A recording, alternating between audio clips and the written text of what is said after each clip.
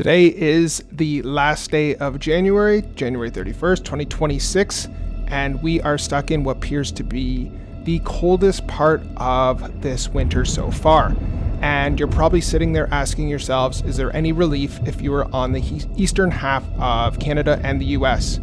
If you are on the western half of Canada or the US, you have seen some decent temperatures, probably a little bit over average, but if you've been on the eastern half, you've been well below average, especially in the southeastern portion of the United States.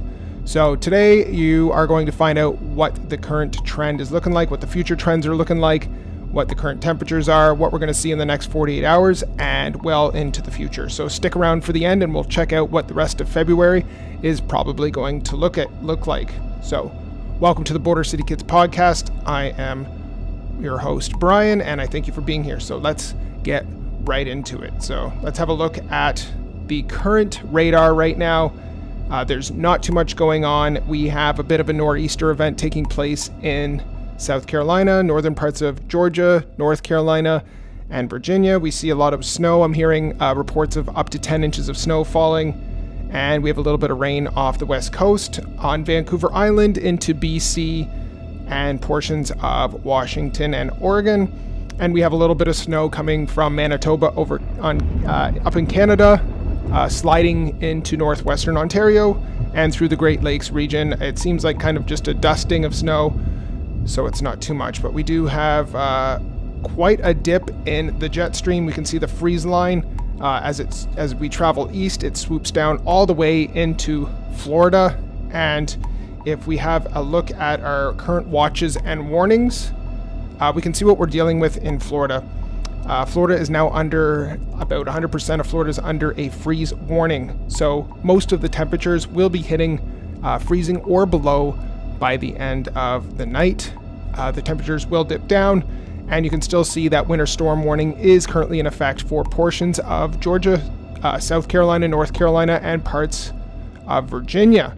So pretty much the same thing. We have also a winter weather advisory currently up in North Dakota and parts of Montana, and that is about it. It's fairly quiet right now, and once again, it's just attributing to that jet stream that has dipped so far south that there isn't much weather to come with it. So that is currently what we're looking at. When we look at the current temperatures, the anomalies, whether we're going to be above or below in the next 48 hours, you can see that cold, frigid temperatures is being trapped in the southeastern portion, the Great Lakes area, the Ohio Valley, all the way down through the Carolinas, well into Florida, into the Gulf of Mexico. Portions of Texas are feeling it, Mississippi, Louisiana, that whole region, Missouri, Illinois, Kentucky, Tennessee, they are all feeling well below average, 20-25 degrees. And if you're looking at the rest of the map, it looks like you are well above average. So it's quite a temperature gradient that we have there. But it seems that if you are in that cold section, that cold weather is just being trapped right now, and there doesn't seem to be an end in sight over at least for the next 48 hours. Everywhere else seems to be above average. But Texas is even getting into the action with being below average as well. So if we're looking at the current temperatures for the next 48 hours, you can just see the current trends. Now, it did show the southeastern portion is only well below average, and up north it seems like you were above average. But when you're into places like northern Ontario, northern portions of Quebec, even out west in Canada, the temperatures on average are still really, really cold. So even though they're above average, the temperatures are still going to show up being much, much colder than where you're going to see in the southwestern portions of the United States. So have a look at the temperatures there. You see the freeze line head all the way down to the Gulf Coast, well down into Florida. You can see it trail right down to the very southern tip of Florida. And we see our mountain regions out west, Colorado, New Mexico, are getting into the action with some of that cold weather as well. Most of Canada, I'd say about 99% of Canada, is under freezing temperatures with some time within the next 48 hours. Out west, you might see a few degrees above, but for the most part, well below zero, well below the freezing mark, and it's going to continue that way. So let's have a look at what our wind chills are like right now, and you can just see that this is a large area that is feeling those frigid temperatures. The only parts that are feeling some kind of relief right now, like I said, are those western portions of California, maybe Arizona and Nevada, but even Florida's getting into the action with the wind chills that we're currently experiencing. The whole Great Lakes region, northwestern Ontario, northern Quebec, Alberta, Saskatchewan, Manitoba, you're seeing wind chills of negative 33 degrees Fahrenheit. So this is very, very cold time. This is the coldest portion of the winter, but hang on to that thought because we're going to look at the long range forecast to see what we're looking at, and it might shock or surprise you in what you're going to see. So if we look in the next 6 to 10 days for our temperature outlook, our probabilities on what we're going to experience, whether it's going to be above or below average, odds are, if you're once again that great divide, the western half of the United States, and I'm going to assume the western half of Canada, you are going to be above average. Now, if you're in the deep red zone, there is a very, very high probability that you're going to be above average, and you can see that divide right down pretty much the center. So if you're on the eastern portion, those deep blues, Florida, right up the East Coast, if you're through New York, Pennsylvania, Maine, New Hampshire, Massachusetts, Rhode Island, you are into below average temperatures for the next 6 to 10 days. And if we continue that trend through the next 2 weeks, it's pretty much the exact same thing. You're not going to see the western half as red as the previous map, and that's just because this is a little bit further down the road. But the probability and the models are currently agreeing on the fact that there is a divide almost right down the center of the country, and the eastern portion is going to be well under average, and the western portion is going to be above. So just depending on where you are, that's kind of where it's going to stay for a while. Now, as far as precipitation goes, in the next 6 to 10 days, it looks like a majority of the country is going to be fairly quiet, well under average for precipitation. There's just a few spots, North Dakota, very northeastern tip of South Dakota, Minnesota, you might see some snow, but that might be about it. There's not too much going on. Now, we are tracking a potential winter storm that might come through within the week by Friday. We can't say for certain right now. It's a little bit early, but we'll follow that up in the next few days so we can have a little bit more certainty on where that's going to go. And here's our 2-week outlook. So it is going to eventually, looks like after in the 2-week portion, we are going to see some moisture head up from Mexico, and we might see a little bit more precipitation on the western half because they are going through warmer temperatures. Maybe we'll see that they get a little more precipitation, and on the East Coast, it's going to be so cold that you're not going to see too much in the way of precipitation at all. So here is our current long-range runs. When we look at the radar, we see some kind of winter storm come through, and this is around the 10th of February. Now, the freeze line goes way down to the Gulf of Mexico right when we hit mid-February, and you can see that the southern portion of Texas is getting hammered with snow, and this heads off east.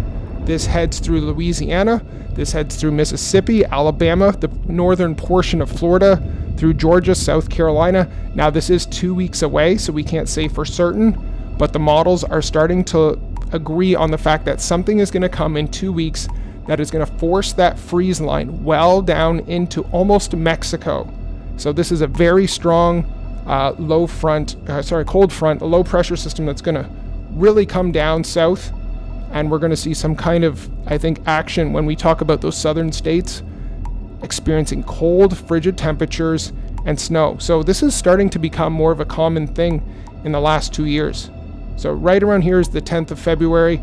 We see some freezing rain involved in that, but then we see the freeze line really dip south right around the 13th of February, past Texas all the way down into Mexico. And you can see snow form in the Gulf of Mexico there, which is incredible. And we see it push off east, like I said, through those states and into the Atlantic Ocean. So when we're talking about long-range temperatures, when we go above or below average, unfortunately, winter is sticking around at least for the next 2 weeks. It did look somewhat positive before, but the current trend now is we're going to see a massive cold front come through about the 7th of February, and this one is going to shoot very far down south into the Great Lakes region, the Ohio Valley, down, like I said, through Texas, through the Gulf Coast. But take a look at this. This is a very, very strong cold front that really dips down right around that mid part of February, and you're going to see it go past Texas into Mexico right here. So that is we're seeing 40 something degrees below average through Texas and into Mexico, and right through all the states that I mentioned before, such as Alabama, South Carolina, North Carolina, Illinois, Indiana, Kentucky, Tennessee, Missouri, well under average, and it doesn't seem to be any relief from that the cold temperatures. So that is what we're looking at now when we're talking about actual temperatures for the next 2 weeks. This is what we're looking like if you want to make some long-range plans for yourself. If you're wanting to go somewhere, I advise don't go to Florida because it's probably not going to be as warm as you're hoping it would be. These cold temperatures are here to stay for now, and at least for the next 2 weeks. So if you plan to travel, maybe head further down south where you can expect some decent temperatures.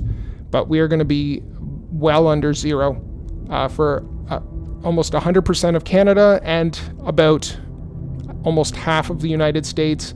And this is, like I said, going all the way down into Mexico.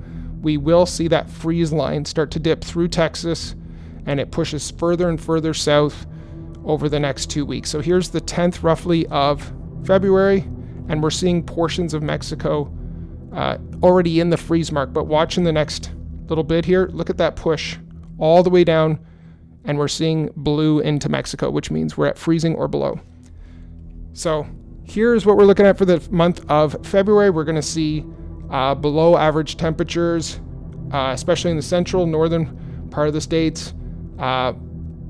It does signal by the end of the month that we will be above average in the southeastern portion, but for the next 2 weeks, you're going to be under. So don't expect too much in the way of warmer weather in the next 2 weeks. If you're on the western coast or western half, of the United States and maybe the western portion of Canada, you will be above average. But as far as we see for now, there's not much else to go off of because the temperatures are here to continue and they're here to stay. So that's what we're looking at today. Thank you for joining me on the Border City Kids podcast. Now, before we go, if you want to learn some quick science, everybody look up way past the clouds. Okay, about 30 miles up is a place called the stratosphere. Usually it's super cold and it's like a giant popsicle. But sometimes something weird happens.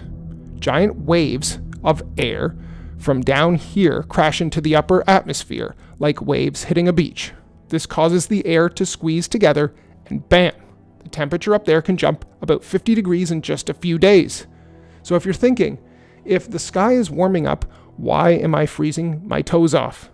Well, that heat up high acts like a giant bully, and it pushes that cold weather into the polar vortex, which is basically a spinning hula hoop of cold air, and it breaks it.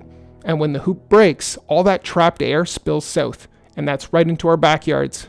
So when you hear there's a stratospheric warming, that means way up high, that means there's a big freeze for us down below. Science is pretty crazy, but that's what's happening right now. We are seeing that stratospheric warming, so we're going to be in a bit of a cold zone for the next few weeks. Thanks for joining me on the Border City Kids podcast. I'm your host, Brian. I'll be back tomorrow to do this again. Take care, enjoy your weekend, have a good one. See you later.